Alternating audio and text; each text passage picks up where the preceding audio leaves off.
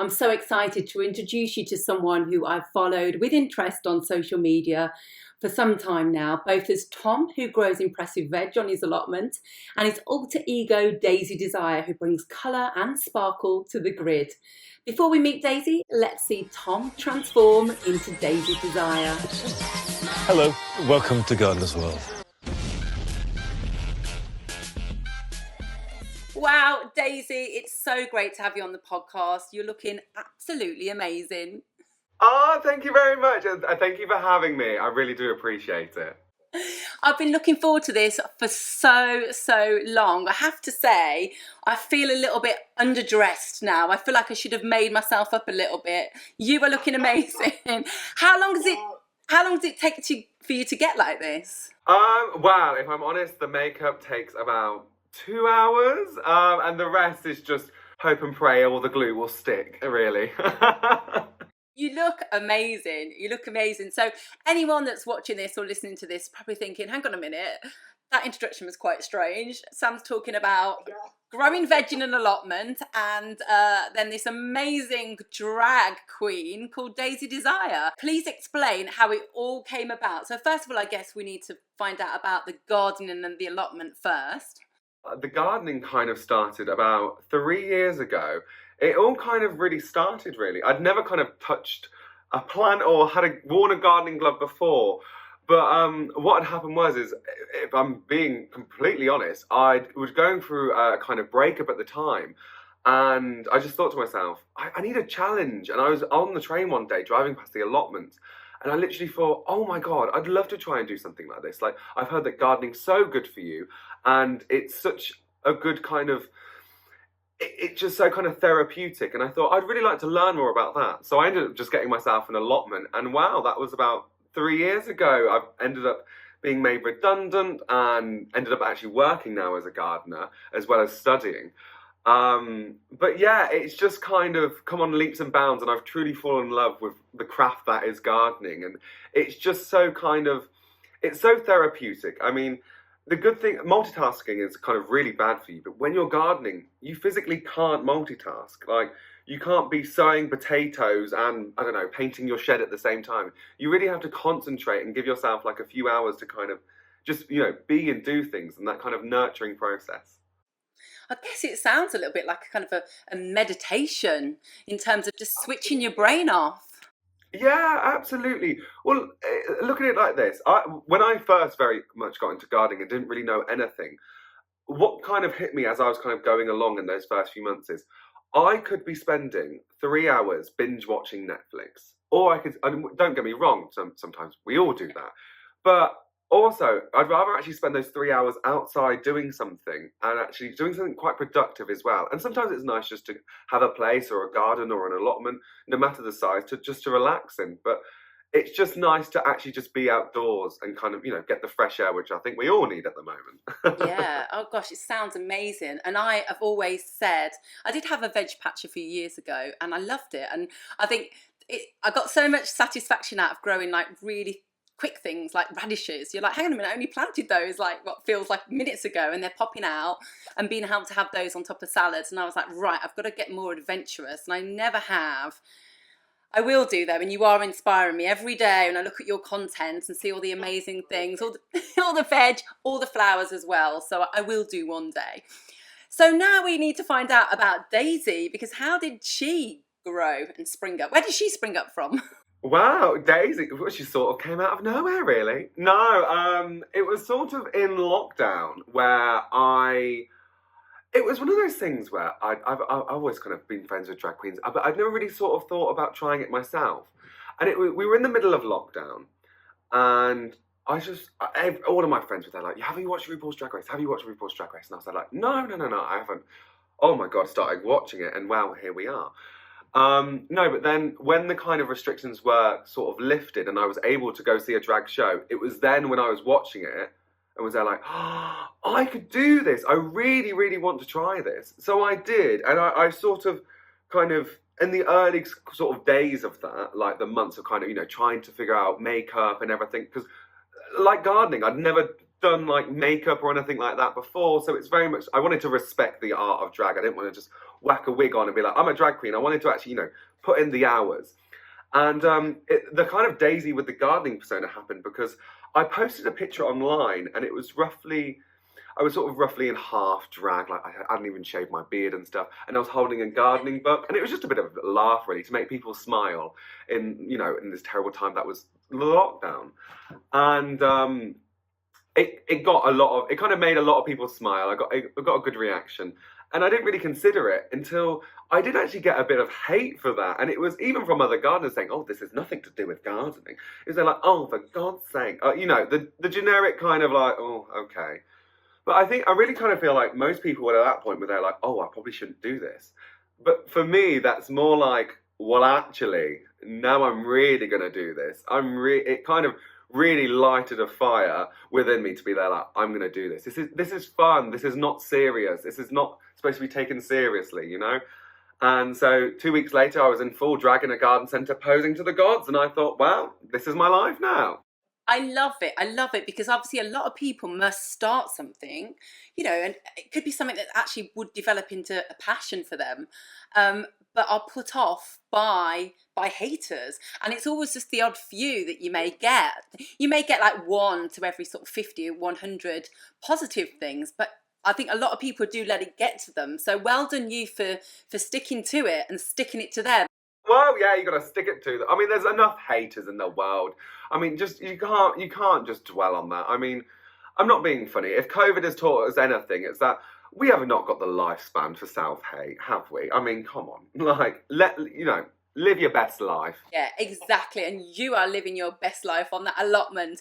So talk me through what it's like when you walk to the allotment or walk onto the allotment and your fellow gardeners are there. I mean, I'm thinking about my sort of perspective or my perception of people that are down on the allotment, the old man with the cap is looking over going, oh, what's going on over there?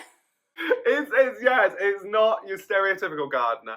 No, it's quite funny because I never really intended to tie in the drag with gardening so much, but it's always become it's made me feel so much happier, and I'm really enjoying it. But I physically, obviously, as Tom, I do my gardening because when I'm in a corset and heels, the shovel would be pretty difficult to shovel, But when I'm in drag, obviously doing like a daisy shoot or just something for a laugh, it's quite funny, really. I was doing a photo shoot 2 weeks ago, and there were a few of the old boys at the allotment, and they are lovely, but it's very much they're like, "Hi, Tom," and they're just like smiling, but I don't think they really know what to say or take it. I mean, there's nothing negative, but it's just I start laughing because I just think, wow. What can I say? You need to say it's Daisy, actually. yes, I do. Right now. I love it. It's so brilliant. So obviously, like you said, this all kind of started during lockdown, and a lot of us kind of struggled with, our kind of mental health or just staying positive, really. So would you say that this was your kind of, starting the gardening or getting the allotment and actually, adding in Daisy as well kind of helped you through that period?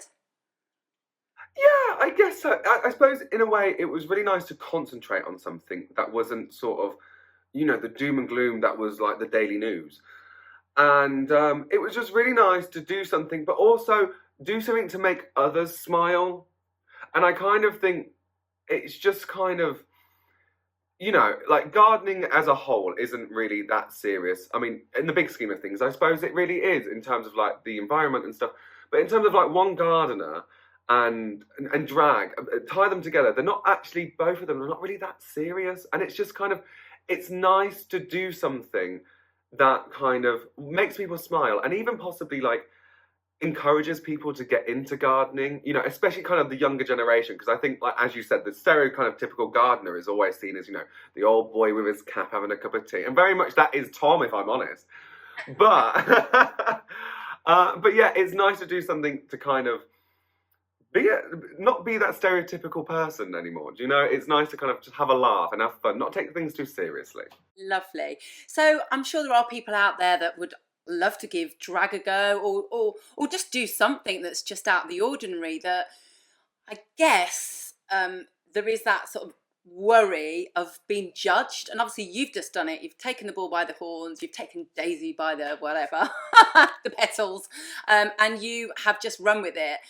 So that says to me that you've got the confidence to do that. Have you got any confidence tips for people that may be thinking, I just want to give that a go, or something like that a go? Do you know what? It's whether it's drag or something that you've been thinking of and been holding yourself back from. I think we have just lived through like 2 years of some of the most horrible times of anyone's life, and I just kind of think it's now or never. Like, you know what I mean? Whether it's you want to try drag or try gardening, or I don't know, you're scared of heights and want to get on that roller coaster. It's kind of there, like, just go for it. And if people judge you. Do you know what? If people do say something, ask them why they're saying it. And I've always thought that's a good thing. If someone's ever said something to me, which, don't get me wrong, my family are very supportive, but when I first started doing this, they were a bit kind of, they're like, what's going on? and if they'd ask me a question, I'd be there, I would just say, yes, but why? And is there a problem with that? And kind of, it's not to almost be confrontational, but just kind of being able to stand your ground and actually speak for something that you're doing and you believe in. And, you can't really let things hold you back now. But yeah, just go for it. What are you going to lose? What are you going to lose? Yeah, life is too short. Life is too short. Yeah. So how do you feel when you are Daisy? And is it different to being Tom? Do you feel more elegant, and do you hold yourself a certain way, and do you treat yourself a certain way? Absolutely, darling.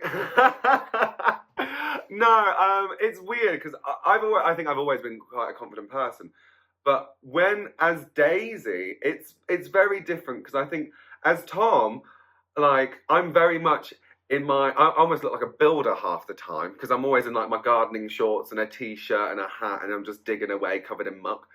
And then as Daisy, you hold yourself differently, obviously in a bit more feminine way. That's just who I am as a queen. And kind of just, it's weird. I feel like I'm less expressive as Daisy, sorry, because I'm very much like the makeup does the talking for me. Like, I don't really need to be like, and glare at people. It's quite funny. I kind of feel like Daisy's quite a glamorous person. Like this is just, a simple day. Look, just drop the kids off at school, currently going through my 3rd divorce, possibly. And, no, but yeah, it's kind of like, it's interesting because I am a big bloke. I'm 6'3", kind of tall. So it's interesting to kind of now be a really feminine person. Not that I've always been kind of some really butch bloke, but it is a different way. And it's so lovely to kind of be embracing something like femininity as a man. And I kind of feel like men, obviously, it's getting better, don't get me wrong, but I kind of do feel like there is a bit of a stigma about, men kind of either talking about their feelings or being feminine and such. So it's really nice to kind of like do something and be like, hey, you don't need to do drag, but just embrace. Don't kind of feel like you need to kind of hold yourself up to any sort of stereotypes or any, dance to the beat of your own drum and all that. Amazing.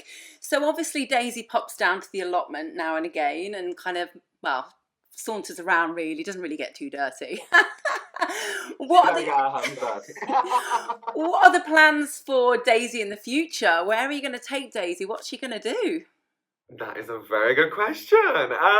Well, if I'm honest, I never planned for any of this. It's just kind of, it's going, and I'm really kind of privileged to be invited on things like this podcast. Where is Daisy going? Daisy does not know. Daisy's just taking any opportunity as she can and kind of taking it as it comes. Don't get me wrong. I would love to do a few things. For instance, I kind of feel like the way that gardening is at the moment, there's all these beautiful old school gardeners and, the OGs like Monty Don, Alan Titchmarsh. And don't get me wrong, absolutely huge respect for them. But I kind of think maybe there should be a new face in gardening. Maybe they, have a bit of a fun with it, invite a younger crowd And I kind of think, say if there was like a gardening show where you had like your judges and your presenters, I would actually love to kind of present that. I would love it. It could be like it could be similar to like Glow Up, where you have people that are kind of, you know, instead of the makeup artists, you have the gardeners kind of come in, and they can kind of have a few hours to do a patch. And then you judge the patches. Yeah, yeah. And do you know what? I think fight this stigma of like gardening being so kind of intimidating to people, because I think when you don't know, it can be quite intimidating. So yeah, let's just make it fun. You might as well. Exactly. I think we should write the format, and I can see the TV companies all scrambling over themselves for it.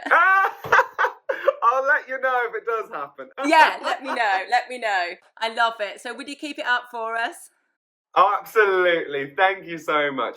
Yeah, it's things like this that I'm there like, I'm definitely keeping it up now. Yeah. You have to keep it up now.